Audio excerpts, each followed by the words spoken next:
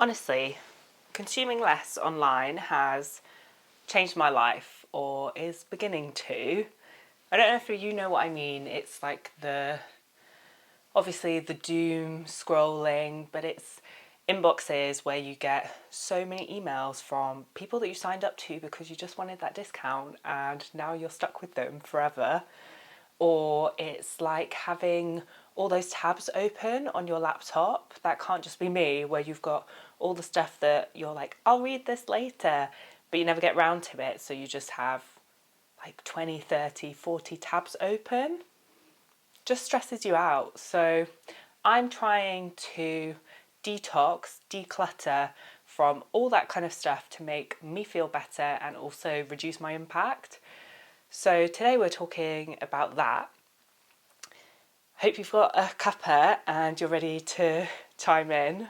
I'm Charlie. I talk about sustainability issues and just general like eco-living tips. And today I'm going to talk about decluttering for, ways to help you consume less. So I'm trying a different format with this video. I hope you enjoy it. I am not going to edit this. So hopefully it goes okay. And if you see me looking at my phone, it's because I've got some notes on there. So we're just trying something a little different. So really, I guess I kind of noticed it that I needed to make a change when I started checking my emails before bed. It's not a good look, looking at your phone just before bed, especially when it's emails and work emails. Nobody needs that in their life. So that's when I realised that I had to make a change. So I guess like the first thing that I can give you a tip on is for emails. Number one, unsubscribe from emails and do it when you get it. So when you check your emails and you see that there's an email from some company that you signed up to for that discount or because you were interested in their newsletter at the time, but time moves on, just go and scroll to the bottom and unsubscribe. Don't just delete or leave it on unread because, oh God, that gives me anxiety, when you've got like 1,000 unread emails. No. So just scroll down and unsubscribe. It will make your inbox feel much lighter and will start to help you, reduce your consumption as well because you're not buying things that you see on that email. Emails are used for marketing. I used to do this for my shop, send marketing emails so people would buy more. So just try and eliminate just the want by even getting those emails in the first place. The next thing you can do with your emails is turn off your notifications. I know that turning off my social notifications really changed my life, but emails is like the next step. I know you think, I'm going to get an urgent email and what if I have to reply to it? If it's something really urgent, that person will call you. So yeah, I just don't think that you need to be having your notifications on. The other option as well is, of course, that you do, like batch emailing. So set a time within your schedule where you're going to check your emails. So it might be first thing in the morning when you log on. So 9 till 10, you're checking and replying to emails. And then you do it again in the afternoon at 1 or something like that. Just set the time when you're going to check your emails rather than looking at it as soon as it comes in because it really distracts you as well. So they're just some simple things with emails, I think. The next one is apps. There are so many different apps out there. Delete them. Delete them. You don't need them. I mean, this is me who has also still got a load of apps on my phone, but I am slowly deleting them. And actually I delete them quite often and then just have to re-download them if I need them, like Just Eat, I delete that. But if I need it again, I'll just download it. Or the car parking apps as well, they're a thing. So delete those, mute them as well if you can. So that's what I've done with my social ones. I just go on at a certain time if I need to post something or when I want to check them. And that already has helped me so much. You don't need notifications from apps. What do you need that for? Your Messenger, okay, but other ones, no. No one needs that. And then I guess like with your social medias as well, just try to curate your feed. I found that I was following people that just didn't make me feel good. So why was I following them? You don't need people that you are going to feel lesser about yourself about, or think, oh, I should be doing this, that, whatever. Or I should be buying this. You know, it's all about how we consume, and like your digital consumption as well really affects everything. So unfollow those people who make you feel bad about yourself or that you're not interested in anymore. You don't need them to be an extra little follow person on your account. So yeah, just get rid of them. And I think that as well has already helped me feel a little bit more positive if I'm only following people that make me feel positive or that are, you know, teaching me something, because educational accounts I think are fab.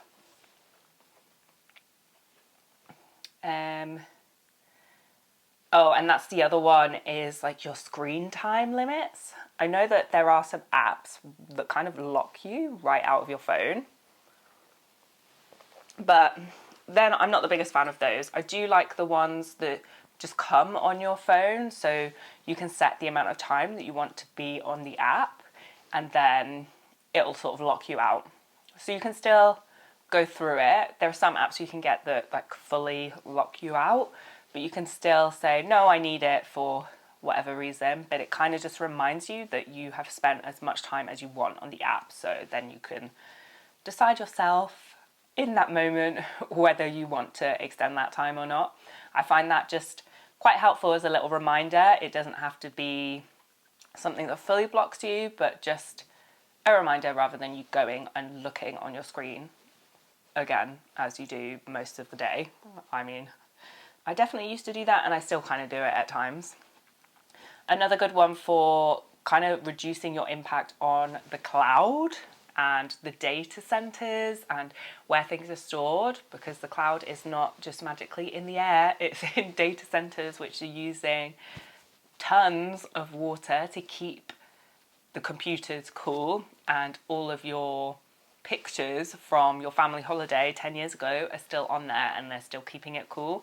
So going through your photos and deleting them is something that I've started to do, and it's kind of nice, you know, like to reflect back on things, but also to delete things if you don't need them because you've got 10 pictures of the same like mountain vista or ice cream or whatever it is. But one thing or way that I found is easier to do that is to just do it on a certain day. So on that particular day, so what's today? Today is 3rd of June. So you go into your app and you look at the 3rd of June from the year before, and then you go through and you delete all the pictures from then. Or you could set it that you do it once a week and you just do all the pictures from the week the year before. That way it's kind of a lot more manageable than, you know, staring at all the pictures that you have and thinking, when am I going to do this? You could do it on a slow lunchtime on a Friday, or just set a time where you're like, right, I'm going to delete these pictures. So that's a helpful one as well, because you are probably like me, that you have these endless pictures everywhere, and like I said, we don't need them. We don't need them. So that's something I've started doing. Then, like, when it comes to buying, there are some little tips that I found really help me to avoid essentially impulse purchasing, because that's where most of your purchases will come from, that are gonna be things that you don't need or that you've been impacted by the advertising, and 2 weeks later you think, why did I buy this?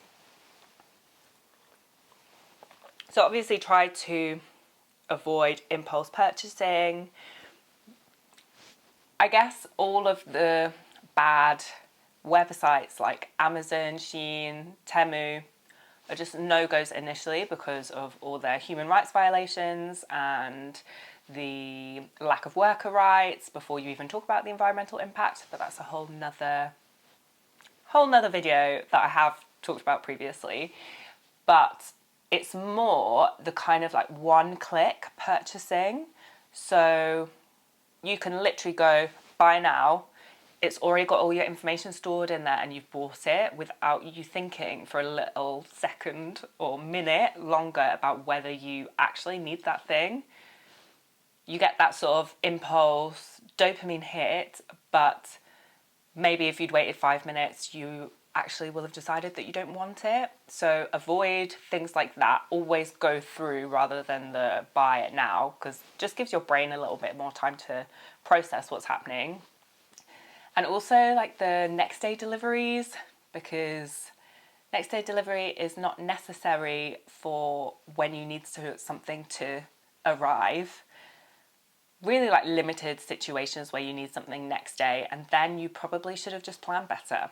And if you can't get it online, go to the shops, because the high street is dying.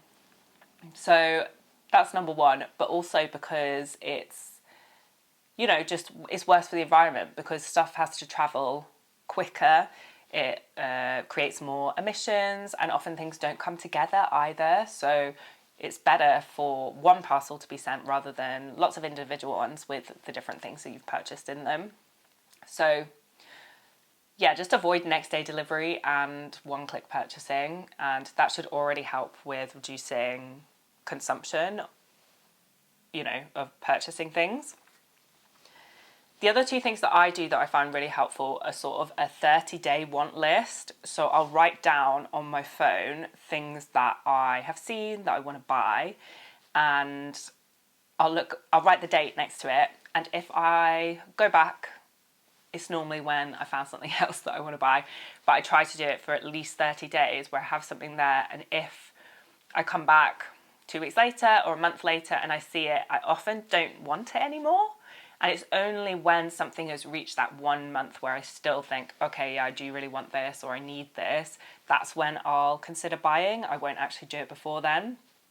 And I found that has eliminated maybe 90% of the things that are on my want list. It's actually really helpful. So wait, I guess, is the lesson in that before you purchase something.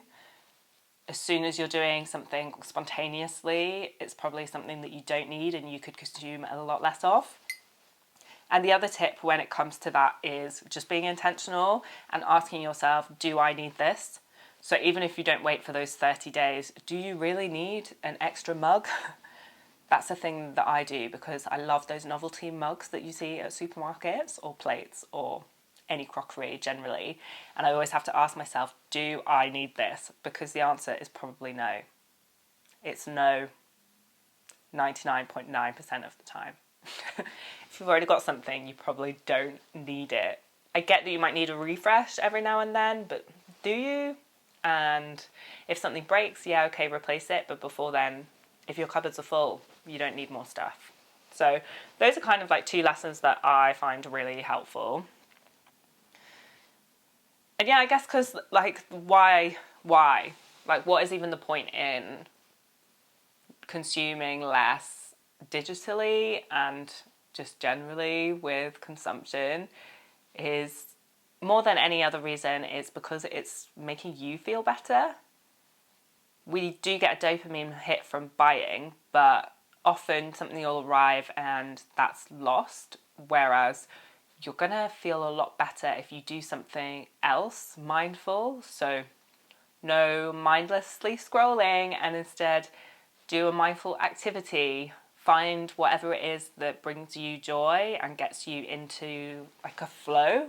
There's so many health benefits from this flow, this mysterious flow, that if you haven't experienced it, then you don't know what it is. It's hard to quantify, but it's when you're, I guess, not really thinking about anything. You're just going with the flow of whatever it is, and it's normally something creative. So it might be pottery throwing. I found this when I did one pottery lesson and then wanted to buy a pottery wheel. That hasn't happened.